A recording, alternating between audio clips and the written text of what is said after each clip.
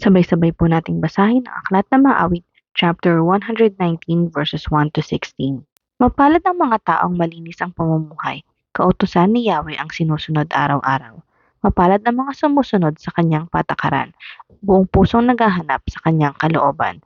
Ang gawain ay matuwid na mamuhay silang ganap, sa kanyang kalooban ay doon sila lumalakad. Ibinigay mo nga sa amin ang iyong mga utos upang buong pagsisikap na ito'y aming masunod. Gayon ako umaasang magiging tapat. Susundin ang iyong utos, susundin ng buong ingat. Kahihiyan ang hindi ko matitikman kailanpaman kung ako ay susunod ng tapat sa iyong kautusan. Ang matuwid mong tuntunin habang aking tinatarok, buong pusong magpupuri, pupurihin kitang lubos. Ang lahat ng iyong utos ay sisikapin kong sundin. Huwag mo akong iiwanan, huwag mo akong linisanin. Paano mapapanatiling malinis ang pamumuhay ng sinumang tao sa kanilang kabataan sa pamamagitan ng pagsunod sa banal mong kautusan?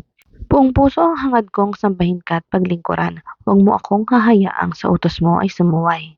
Ang banal mong kautusay sa puso ko ay ingatan upang hindi magkasala laban sa iyo kailanman.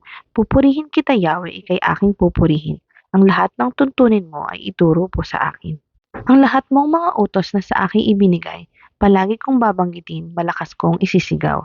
Nagagalak na sundin ko ang iyong kautusan, higit pa sa kagalakang dulot nitong kayamanan. Ako'y lagi mag-aaral sa lahat ng tuntunin mo, ng aking maunawaan pagbubulay-bulayan ko. Sa bigay mong kautusay lubos akong nalulugod, ingatan sa puso ko upang iyo'y di malimot.